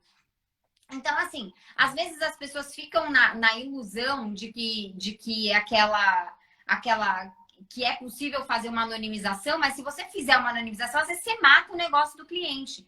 Então, assim, é necessário que um desenvolvedor, que alguém da área de TI esteja presente no projeto de conformidade para poder tocar essa parte de anonimização de dados. Mas, em regra, é basicamente isso. São técnicas que são utilizadas no momento de armazenamento desses dados, para que a gente, de alguma forma, desassocie as informações e não identifique o titular de dados. Pode ser colocando, se a gente estiver falando de uma operação muito simples, por exemplo, armazenamento em planilha de Excel. O que você pode fazer é, em uma planilha que você vai colocar uma senha extremamente forte, você vai colocar um código para aquelas pessoas, né? Então, a Natália é o colaborador 4569836. Ponto. E aí, esse código vai estar numa outra tabela com outra informação e numa outra tabela com outra informação. E para você chegar na inteligência, você precisa cruzar todas essas tabelas e trazer essas informações. Mas imagina isso na prática, entendeu? Então, assim, às vezes eu acho que tem medidas muito mais simplificadas de fato proteger esses dados que não a anonimização. Agora, quando a LGPD exigir a anonimização e não tiver outra forma, aí a gente precisa pensar. Às vezes, por exemplo, uma coisa muito simples de anonimização de dados é para fins estatísticos. Esse Exato, seu cliente, por exemplo, ele está no varejo, né? Varejo, atacadista, e ele pode querer saber o perfil de pessoas que vão até o supermercado e que compram determinados produtos. E ele pode saber isso através de dados que ele foi coletando das pessoas que foram comprando. Só que não necessariamente ele precisa saber que é a Natália, que é a Mariana, que é o Paulo, que é a Dani. Ele não precisa saber que somos nós. Ele pode saber que são mulheres de 30 a 50 anos que compram mais sabão em pó. Entendeu? E aí, beleza. E aí tá tudo bem. Ele não precisa identificar ninguém. Ele pode excluir os dados que identificam e extrair só a informação raiz daquilo, né? Só o que de fato vai trazer inteligência para o negócio. Que, inclusive, essa é uma das possibilidades de manutenção do tratamento de dados, mesmo após o término da finalidade. Então, ele pode usar para fins internos, desde que ele anonimize os dados. E anonimizando dessa forma. Ao meu ver, essa é uma forma bem simplificada de fazer anonimização. Agora, existem formas muito mais complexas e muito mais tecnológicas. Mas essa aí eu deixo para Mas esse exemplo é bom porque é um exemplo real, assim, né? Que é fácil da gente entender. Eu já tinha ouvido esse exemplo da questão de fins estatísticos, né? Dentro da empresa. Mas eu ainda tinha dúvida, sabe? Se isso seria mesmo um dado anonimizado ou não. Porque eu ligava muito a essa questão de tecnologia, né? De segurança da informação. É um hacker que pode descriptografar o negócio e não sei o que lá, não sei o que lá. Mas pensando assim, num ambiente pequeno, né? Numa planilhazinha, um negócio assim, é uma boa forma de você anonimizar e da gente entender também o que é, né? Exatamente. Ficou claro, entendi. Legal.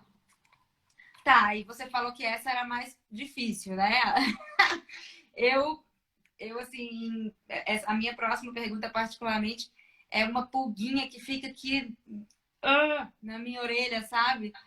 É um negócio que, inclusive, já até tem um post para isso, para debater, que eu até chamei de debate biscoito ou bolacha.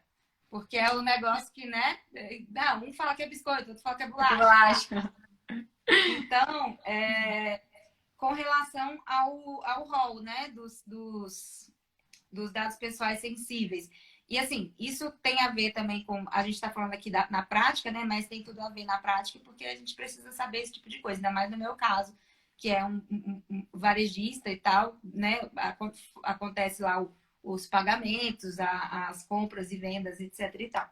Então, afinal, aquele rol dos dados sensíveis, né? Que dizem lá, relacionados a filiação a sindicato, opinião política, etc. e tal, saúde. Você, na sua opinião, você acha que esse rol ele é taxativo, são só aqueles? Ou você vê ele como exemplificativo? E, assim, se ele for exemplificativo, eu já vi pessoas falando, né, teorias falando que ampliando esse rol para quaisquer dados que podem gerar preconceito, que é o que eu também entendo, mas ainda assim, pensando dessa forma, os dados de pagamento também ficariam de fora, né? Porque eles não é um dado que gera preconceito. Porém, são dados que, ao meu ver, são muito sensíveis, não no sentido da LGPD, mas sensíveis no sentido de que devem ser tratados com cautela, né? Assim, que podem impulsionar fraudes, enfim. Então, eu queria saber de você, assim, qual que é a sua opinião e como você classificaria hoje os dados pessoais não, os dados de pagamento, né? De um cartão de crédito que é atrelado a uma pessoa física, né? O cartão de crédito da Natália. Tá. Como que você vê isso? Tá. Sobre essa questão de exemplificativo e taxativo, né? Eu acho é complicadíssimo, porque de fato eu acho que vai ter muito pano para manga. Eu acho que tem muita coisa que ficou de fora. Ou a gente vai ter que ter enfim, uma legislação, né, uma regulamentação para suprir e para incluir outros dados que eu acho que podem eventualmente estar fora, como, por exemplo, histórico, antecedentes criminais. Então, antecedentes criminais para mim tá fora e para mim é dado sensível. É sensível. De fato. Mas aí entra nessa questão. É um dado que pode gerar preconceito, né? Isso. Porque eu parto dessa premissa, que os dados sensíveis, ele pela sua natureza, o legislador ele só criou uma subcategoria de dados porque, de fato, ele enxergou que esse tipo de dado, ele pela sua natureza, ele pode gerar um dano maior, ele pode gerar uma discriminação, ele se usado de forma abusiva, pode, de fato, trazer preconceito, né? Fazer com que o titular seja alvo de preconceito, de um tratamento discriminatório. Então, para mim, por exemplo, antecedentes criminais não estão no rol e deveriam estar. Nesse sentido, eu defendo a tese de que é um rol exemplificativo. Logo, a gente pode incluir e discutir e defender que outros dados poderiam fazer parte desse rol.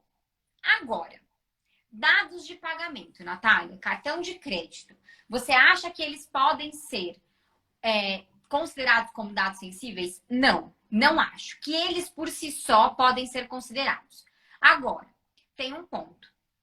A primeira coisa com relação a isso não acho que podem ser dados sensíveis, mas pela sua natureza e pelas implicações no seu tratamento, eles requerem muito mais cuidado dos agentes de tratamento. Então, não é à toa que as instituições financeiras são hiperregulamentadas pelo Banco Central e possuem medidas técnicas, um protocolo de segurança extremamente agressivo para a proteção desses dados, justamente tendo em vista toda essa questão de fraude, da utilização indevida. Agora, uma seguinte provocação que eu vou deixar aqui a pulguinha atrás da orelha para a gente eventualmente discutir depois. Pensando sob viés de discriminação, se a gente pegar o dado financeiro e desse dado a gente conseguir extrair, através de associações de informações, alguma inteligência, algum conhecimento que de alguma forma pode trazer discriminação ao titular de dados por ele ser um mal pagador, por exemplo, aí eu entendo que a gente começa a entrar numa seara que a gente pode falar, Talvez a gente esteja falando de dados sensíveis. Então, ao meu ver, é exemplificativo. Não é, assim como as atividades de tratamento também não é um rol taxativo para mim, é um rol exemplificativo, porque a gente pode ter outros verbos que não foram elencados ali, outras atividades que também possam estar dentro daquele rol. Então, assim, eu acho que é sim exemplificativo e a gente vai ter que olhar o caso a caso. A depender do tipo de tratamento, a gente pode sim incorrer numa questão de preconceito. Mas o dado, no meu ver, o dado puramente de pagamento, ele não poderia assumir essa categoria de dado sensível. Mas se a gente estiver falando de score, se a gente estiver falando enfim, a depender do contexto, eu acho que sim, ele pode vir a ser considerado um dado sensível. Eu concordo com você. E essa questão, eu penso assim dessa forma, que seria exemplificativo e que, a depender do contexto, um dado pessoal que, a princípio, ele é puramente pessoal, ele pode se tornar sensível, combinado com outros dados, né? Eu até já ouvi um exemplo também que eu acho que também caracteriza isso, que é o caso, por exemplo, de uma criança, sei lá, um adolescente, que ele tem pais, ele tem dois pais, né? Tem pais homossexuais, por exemplo. Então, os pais deles são casados. Tá. Aí, nesse caso, por exemplo, a filiação, né, o nome dos pais não é um dado pessoal sensível, a princípio. Mas, nesse caso, ao meu ver, poderia ser. Poderia ser. Porque pode gerar discriminação, né? Exatamente. É mais ou menos isso que eu também... A verdade, e aí aqui eu acho que é bom e importante a gente puxar um gancho sensacional dessa área. A gente sempre vai ter que olhar o caso concreto. Não dá para pegar a LGPD e falar, tá bom, no artigo... Olha lá, meu livro de cabeceira. No artigo 5º a gente está falando... então beleza, isso aqui é cláusula pétrea, eu aplico isso para todo mundo e acabou. Não vai dar para ser assim. E se a gente ficar nesse pensamento, a gente está ferrado. Então, assim, eu acho que a gente sempre vai ter que olhar o caso concreto. A norma, ela não é binária, ela não é 0 ou 1, e ela não é uma ciência exata. O direito, ele é a ciência da hermenêutica, da interpretação. Logo, sempre a gente vai ter diversos entendimentos para várias coisas na LGPD. Tem quem defenda que o relatório de impacto à proteção de dados pessoais tem que ser elaborado de livre e espontânea vontade, ou seja, ele tem que ser elaborado sempre. Há quem defenda que a LGPD não é clara com relação a isso e que só tem que ser elaborado se cumprir um daqueles requisitos mínimos lá de legítimo interesse ou de tratamento de dados que traga realmente risco aos direitos dos titulares de dados, impacto às liberdades civis e garantias e tudo mais, mas somente se a autoridade nacional solicitar.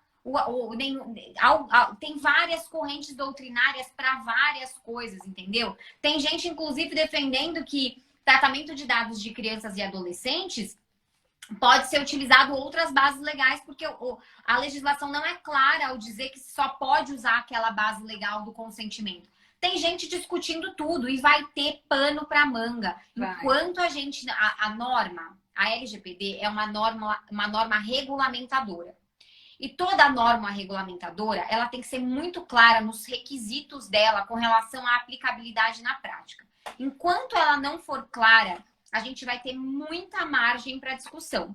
Então, assim, enquanto a autoridade nacional não exercer o seu papel para que ela veio, para que ela serve, a gente vai ficar nessa margem de eterna discussão. A partir do momento que ela começar a endereçar alguns temas, aí a gente vai começar a falar, putz, agora tá bom. Então, agora eu já sei que pequenas e médias empresas, a gente tem que fazer esse daqui, esse escopo aqui é mínimo. DPO não precisa todo mundo nomear. A gente só vai precisar nomear DPO com base acima de 100 mil dados na base, acima de um faturamento XPTO. Enquanto a gente não tiver, a gente vai ficar à margem de interpretação e se filiando em muita coisa que está disciplinada lá no GDPR, né? Então, na legislação europeia, e a gente vai tentar tropicalizar, que é o que todo mundo fala, tentar trazer coisas que estão sendo aplicadas lá para a realidade do Brasil. Mas, assim, eu acho que isso não impede da gente trabalhar, da gente aplicar, e eu acho que o bom senso. Então, se a gente estiver falando, por exemplo, de filiação com dois pais que são homossexuais, para mim tá tão evidente que isso é um dado sensível na sociedade tóxica que a gente vive hoje, que, cara, não tem a menor dúvida. Da mesma forma que um dado que, teoricamente, não seria sensível, que é um dado de pagamento, se associado e que ele gera uma inteligência, ele pode se tornar, sim, um dado sensível e ele pode, sim, ser passível de gerar preconceito, de gerar discriminação e de gerar um abuso no seu tratamento. Então, para mim, a gente sempre vai ter que olhar sempre muito o bom senso. E o nosso bom senso fala tão alto que, às vezes, é tipo assim, tá tão claro que a gente fala, meu, né, é isso, entendeu? Instintivo, né? É. É bem isso mesmo, assim. Nossa, eu tirei... Foi maravilhoso, assim. As minhas perguntas eram essas, né? Cara, me deu uma clareza que agora que você nem imagina. Ai, porque que bom. é impressionante. A gente, por mais que a gente respire o assunto, né? Porque eu respiro LGPD hoje. É bizarro, assim. Não, inclusive tem até uma questão. Eu ia até te perguntar isso. Quer dizer, eu não ia perguntar, mas agora eu vou perguntar. Que é a prova de que a gente respira LGPD. Eu recebi flores hoje em casa do meu namorado. Eu vi. E aí, cara, na hora que a moça da floricultura me ligou um tempo antes Lá vem. pra saber, pra confirmar o meu endereço. E assim, ela tinha meu número, meu telefone, meu endereço. E aí, na hora, eu até desconfiei, porque agora eu sou desconfiada, né? Sou desconfiada mesmo. Mas aí, depois, 5 minutos depois, ela tava na minha porta com as flores, né? E aí, depois eu fiquei pensando, eu falei, gente, mas e aí? Porque, assim, eu não autorizei, né? Eu não dei meu endereço. Ele que deu, mas, assim, era uma surpresa. Só que o titular dos dados não é ele, sou eu. Então, como é que faz? Assim, como é que vai ser esse tipo de coisa, sabe? Aí eu fiquei batendo a cabeça, assim, sabe? Tentando pensar numa alternativa e te confesso que eu não achei, assim. Claro que tem aquela questão, né? Fins particulares e tal. Não entraria, né? Mas isso do ponto de vista dele. Mas e do ponto de vista da floricultura? Já... Entende? Eu entendo completamente. Eu acho que é muito boa a colocação. Inclusive, teve uma aluna nossa também lá da comunidade que ela colocou uma outra questão que eu vou até trazer aqui, que é a questão de, tipo, quando você é empregador doméstico, normalmente quando alguém vai pedir um cartão na Renner, na Riachuelo, nessas lojas, ou até no Bom, sei lá, em supermercados, você tem que indicar o nome do seu empregador, o telefone. E às vezes a pessoa fica mal pagadora e vai embora, e você dispensou ela, enfim, cortou relações, e as pessoas ficam te ligando e não tiram o seu telefone, e você não autorizou. E aí, qual seria a legitimação da pessoa para utilizar esses dados? Aí eu falei para ela, nesse caso, para mim, tá bem claro que é proteção ao crédito. Então, a gente tem uma base legal. É óbvio que você vai, ao falar com o operador, você vai ter que dizer para ele, olha, não tem mais vínculo nenhum com essa pessoa, ela era minha empregada e ela saiu daqui, e eles vão ter que ter o bom senso de excluir esses seus dados, né? Normalmente essas ligações são gravadas e tudo mais. Nesse caso da floricultura, é um ponto bem complicado. Por quê? Porque se ela simplesmente só tomou nota do seu endereço, não anotou ele em lugar nenhum, passou só para o motoboy, e enfim, existe um risco. Qual seria a base legal? A base legal, ao meu ver, seria a execução de um contrato, porque o contrato ele pode ser verbal. E aí, a partir do momento que uma pessoa ela vai lá e ela contrata um serviço, carro de mensagem, flor, enfim, qualquer coisa que seja, e ela compartilha o dado de terceiro com aquela pessoa, aquele agente de tratamento está usando a execução de contrato para conseguir fazer esse tratamento de dados. Se ela ultrapassar isso e passar a usar, por exemplo, para um legítimo interesse, né, justificando no legítimo interesse, para ficar te oferecendo flores, mandando promoção, para mim extrapolou o tratamento, esse tratamento já não é legal, ele já é ilícito, ele já está fora dos parâmetros da LGPD, porque desvirtuou da finalidade inicial. E outro ponto, ela não pode entrar em contato com você porque a relação não foi com você. O contrato e a relação prévia foi com quem comprou as flores. Então, ela pode sim usar o legítimo interesse para ficar mandando para o seu namorado: ó, Dia dos Namorados, a gente tá com um kit novo de flores. Você não quer mandar? Aí tudo bem. Então, assim, eu acho que essas são as questões que a gente vai ter que analisar, sabe? É muito interessante, cara. Mas a gente passa a pensar e viver isso o dia inteiro, tudo, né? Tudo. E assim, quando você para analisar, tá em tudo, né? A proteção de dados tá em tudo. E não, teve um dia que eu dei uma aula, né? Uma aula para duas colegas minhas advogadas, né? Sobre LGPD, tipo, ABC da LGPD. E era assim, a cada pausa elas falavam: mas como assim? Meu Deus, mas e agora? E não sei o quê. Porque a galera fica, tipo, gente, mas é inviável isso na prática. Não é. É só porque a gente não tem a cultura de proteção de dados ainda, né? Mas, assim, é inviável. Eu não acredito que seja, não. Para você ter... Fala. Não, só ia falar isso. É interessante, assim, essa questão da gente pensar, né? A gente tá fazendo tanto aquilo ali todos os dias, lendo tanto sobre aquilo que qualquer coisa que acontece, a gente já pensa em LGPD. E aí, sobre esse lance cultural, né, dessa questão de proteção de dados, eu tô negociando, a gente tá para fechar um contrato com uma startup. Ele é um brasileiro, ele mora na Alemanha e, por óbvio, ele quer contratar o quê? Um advogado brasileiro, porque o euro é dividido por 6 e ele vai pagar quanto no projeto? Nada. Assim, né? Vai pagar muito barato. Então, obviamente, que ele tá procurando uma mão de obra barata, porque ele é burro, né? Mas, enfim. E aí, eu tô pra fechar e ele falou pra mim que ele mora na Alemanha. Que ele vai lá, o GDPR é um negócio bizarro. Que ele vai na padaria comprar um pão e ele tem que assinar um termo de consentimento todas as vezes que ele vai na padaria. Ele falou: Natália, aqui o negócio é bizarro. Tipo assim, não tem uma pessoa que não saiba o que é GDPR e o que é proteção de dados. Porque todos os dias, se eu vou na farmácia, eu tenho uma canetinha já, um tablet lá com um termo de consentimento, eu tenho que assinar e eu tenho que dar meu consentimento, tipo assim, a cada esquina. Se eu vou respirar, eu tenho que dar meu consentimento. E ele falou: isso virou tanto a nossa realidade que a gente já sabe o que é isso. Então, assim, chegou num nível lá, ó, por que é primeiro mundo, né, gente? Porque, assim, de fato, a questão é tão assim que o titular de dados, ele tá, de fato, o tempo inteiro empoderado dos seus dados, dos seus direitos, da realidade e de tudo mais. Coisa que eu acho que aqui a gente nunca vai chegar nesse nível, nunca vai.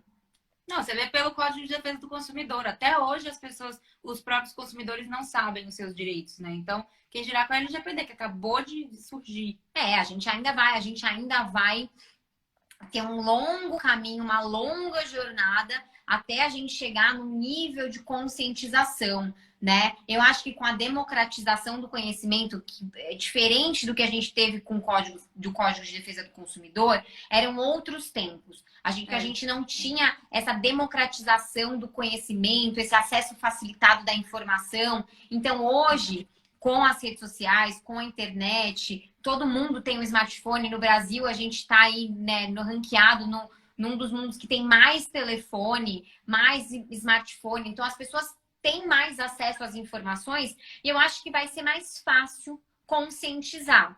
Agora, e assim, a mídia tá muito em cima também. Então, tá noticiando esses mega vazamentos. Tipo assim, meu avô que mora em Cosmorama, do norte, nem sei onde é isso, mas meu avô mora muito longe mesmo, no Cabo Bró do Judas. Ele me acompanha aqui na internet, porque meu avô é moderno, entendeu? E aí ele sabe que eu falo sobre LGPD, sobre proteção de dados. E aí a primeira coisa que ele fez quando ele viu esse mega vazamento foi, tipo, entrar em contato comigo. Assim, meus dados vazaram. E agora o que eu faço? Tipo assim, desesperado. Eu achei bonitinho, porque meu avô tem quase 90 anos, assim, sabe? Então, assim, você vê o impacto que as coisas geram nas pessoas. E eu acho que o nosso papel é realmente estar nas redes sociais, é conscientizar, é produzir conteúdo, é falar para as pessoas, sabe? Às vezes eu acho que a gente se torna um chato, mas é real, assim. Eu acho que quanto mais a gente falar, mais a gente vai fomentar isso, mais vai ter oportunidades para a gente atuar no mercado. E é isso, LGPD, a gente... todo mundo aqui falou, né? Até meu marido ficou doido do dado. Todo mundo que convive com a gente agora fica, entendeu? É normal. Meus pais são os doidos do dado. Ai, Natália, tal coisa. Nossa senhora, eu recebi um termo de consentimento aqui, eu aceito ou não aceito? Eu posso usar esse aplicativo aqui? É tipo isso, assim, sabe? Você passa a ser a referência das pessoas que estão próximas de você. E isso é muito legal, porque você tá criando consciência nas pessoas que nem imaginavam e nem tinham isso mapeado na cabeça. Tipo, política de privacidade? Tipo, foda-se, vou colocar aqui ok e vou usar o aplicativo. E agora não, as pessoas já param pra putz, peraí, tem alguma coisa aqui que não pode não tá legal. Eu acho que é trabalho de formiguinha mesmo, mas a gente vai aos poucos conseguindo. Com certeza, com certeza. Ai, que bom, Nossa, eu adorei. Eu também amei. Muito bom. Eu tô até pensando, como a fila tá muito grande, gente, eu fiquei impressionada. Juro que eu fiquei impressionada com a quantidade de pessoas. Eu não achei que fosse ter tanta repercussão assim, né? E eu tô até pensando em fazer 2 vezes na semana, porque senão tem gente que vai ficar só para daqui 40 dias. Que coisa boa! Mas eu tô gostando muito, tá? Isso só mostra que, tipo, de fato, vocês estão no campo de batalhas, e isso para mim é o mais legal, que vocês estão conseguindo aplicar, estão colocando em prática, enfim. Então é isso aí, boa sorte. Continua contando comigo, né? Continua contando lá com a comunidade, a gente tá lá, dúvidas mandem lá. Agora eu entrei, agora eu tô lá. Isso. Temos aulas, temos, enfim, várias coisas aí, a gente vai continuar trabalhando em conjunto. Eu vi que tem algumas dúvidas aqui, Mari. Se você quiser sair, pode sair para você, enfim, descansar. Vou responder o pessoal e aí depois eu encerro a nossa live. Tá, não, eu vou, por enquanto, eu acho que eu vou ouvir. Deixa eu só ver. Não, dá para ficar ainda mais um pouquinho. Então tá bom. Minha filha tá dormindo, eu tenho que ver se ela acordou, mas acho que não acordou, não. Mas dá para eu ficar um pouquinho. Vamos ver aqui o que o povo falou aqui atrás. Teve gente falando coisa lá no início. Eu nem tô conseguindo ver as perguntas. O bate-papo aí. Aqui, beleza. Não aparece, né? Não. Mari, deixa a live disponível para assistir depois. Já uma amiga sua aqui, uma seguidora sua, pediu para deixar a live disponível. Ah, tá. O Alisson falou sobre manual de classificação de informação, é isso, né? Então, é aquela questão de classificar as informações e de hierarquizar, né, o acesso de acordo com o tipo de informação que a gente está falando. E aí a gente vai classificar por sensível, por dado, enfim, ou dado não sensível, informação confidencial. Aí tem alguns requisitos também, sob o ponto de vista de segurança da informação, que a gente precisa ver as categorias de informação dentro daquela empresa. E se a gente vai entrar nesse mérito, hoje a gente só vai se filiar na proteção de dados, que é o que eu faço, tá? Eu não entro nessas questões de segurança da informação aprofundadas. Eu me filio muito mais lá na classificação dos dados, entre dados sensíveis, dados de crianças e de adolescentes, dados públicos. É essa categorização que eu faço de dados, e aí eu vou colocando, tipo, quem pode ter acesso a cada categoria de informação, entendeu? Cada categoria de dado. Então, o meu escopo é único e exclusivamente proteção de dados.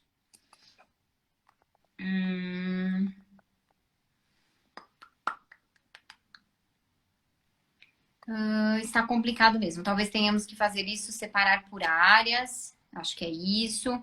Mas como saber o valor a ser cobrado por área?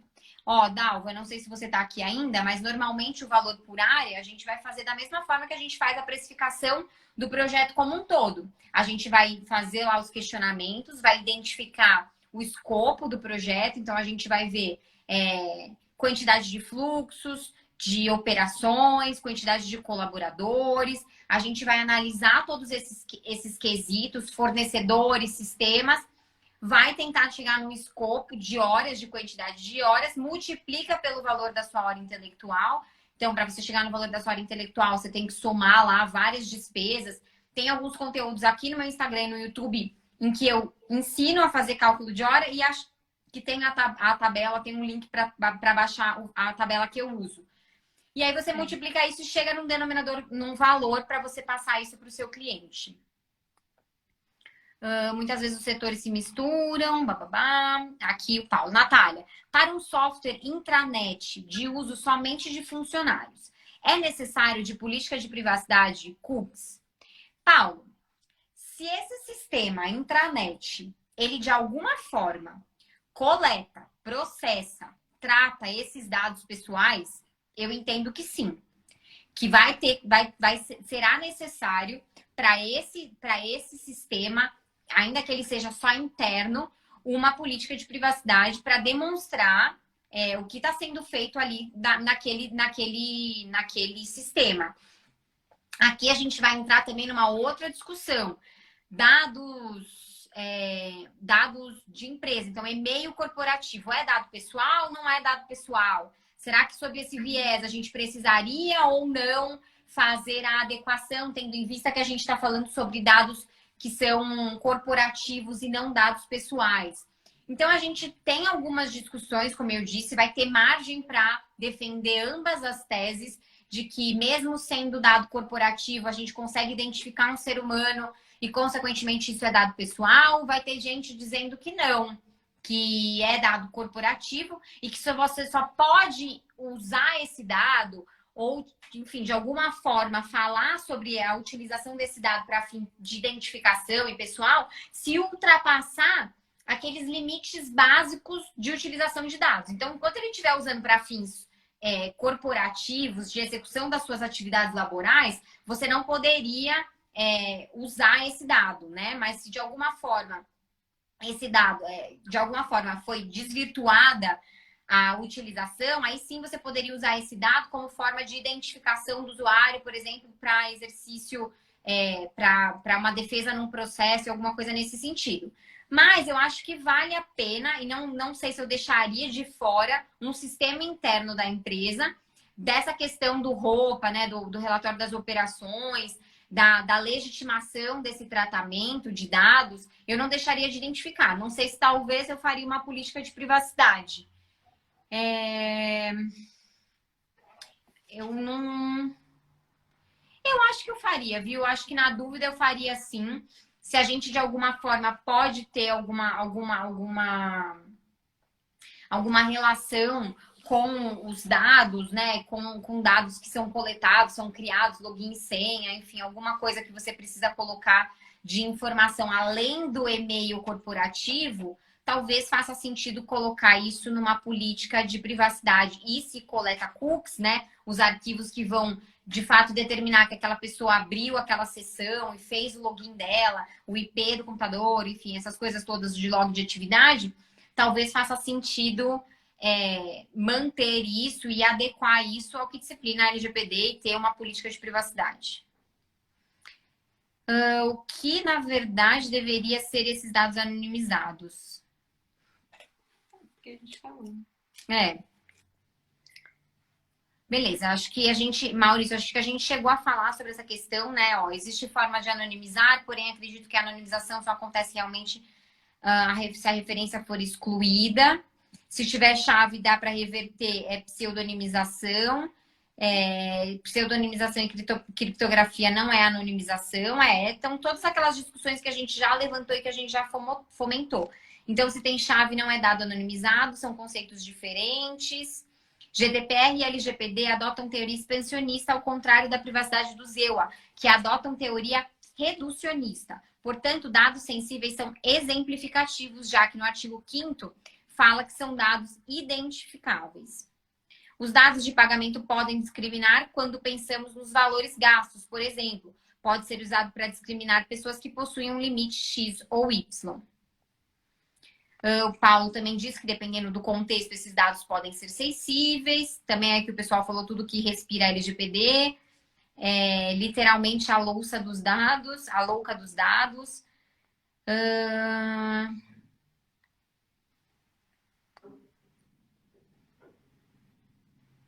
Beleza, aí o pessoal aqui só tá agradecendo. Tá todo mundo pedindo pra gente não ir embora. A melhor forma de aprender são os exemplos. É verdade, Mislene. Eu acho que quando a gente contextualiza na prática, é quando a gente consegue tirar do campo das ideias e da teoria e falar, puta, é isso aqui. Bom, alguém mandou não, alguém 299 pessoas. Natália, para um software de uso de intranet e internet, que é acessado somente por funcionários. Ah, beleza. Foi a pergunta do Paulo lá que eu já respondi. Então, bom, gente, acho que é isso. Muito obrigada a todos que ficaram aqui com a gente. Retenção muito boa, gostei. Passou bastante gente por aqui. E quem ficou aqui até o final, brigadaço. A gente tem semana que vem mais uma live. E é isso. Eu já vou aproveitar o gancho aqui só para falar para quem já está aqui. A partir da semana que vem eu vou fazer uma super aula por semana no YouTube. Então eu vou colocar algumas enquetes, tanto aqui no Stories, quanto lá na comunidade do método. Vão ser aulas abertas. Então eu vou fazer aulas abertas para todo mundo, não vai ser só aula para o pessoal do método. E aí eu vou pegar temas específicos. Então, por exemplo, essa questão de software de gestão. Como que faz? O que é? Eu vou pegar temas específicos. Aí eu vou pegar cláusulas contratuais entre operador e controlador. Vamos destrinchar esse assunto. E então, assim, é importante que vocês me mandem DM também sobre os assuntos que vocês querem ver nessas aulas. Puta, Natália, eu quero muito que você fale sobre tal assunto. E aí eu vou dar toda semana uma super aula. Eu ainda não defini o dia, mas vai ser durante o dia. Então, não vai ser à noite. Então, mas vai ficar gravada, tá? Em algum momento ela vai ficar lá no canal do YouTube disponível, mas eu vou fazer essa super aula. Então, eu vou colocar algumas enquetes, inclusive amanhã eu já vou colocar uma de alguns temas que eu tenho em mente, mas o tema mais voltado vai ser o tema da próxima super aula.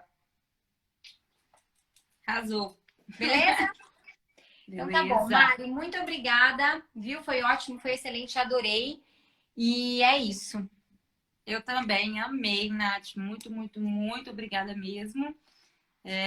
Deu para clarear muito as ideias aqui. Amei fazer essa live com você. Eu também. E deixa eu te falar, aproveitar o ensejo aqui. Toda vez que você faz um post, eu piro num nível que eu falo pro meu sócio, eu não posso falar tanto palavrão.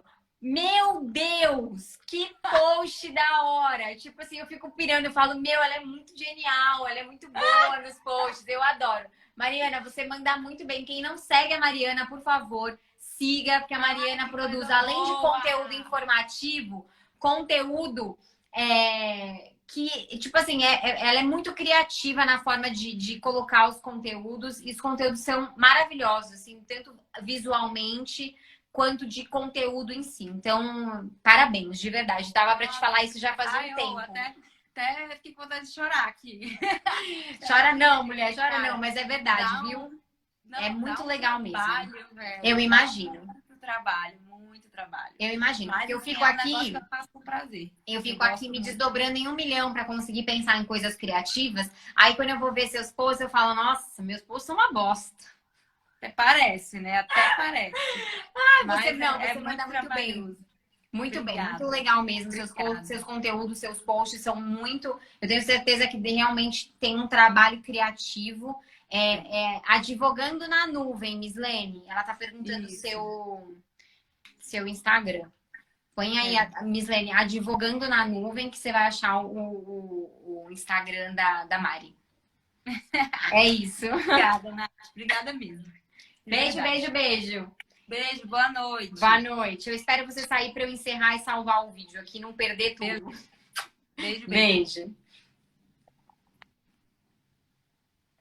Gente, é isso. Muito obrigada pela presença de todo mundo. Foi ótimo. Semana que vem a gente tem mais uma live LGPD no campo de batalha. Se você quer participar, é só me mandar um DM. Quero participar do projeto LGPD no campo de batalhas. Traga todas as suas dúvidas, as dúvidas do seu cliente, que eu vou te ajudar e a gente vai discutir isso aqui juntos, tá bom?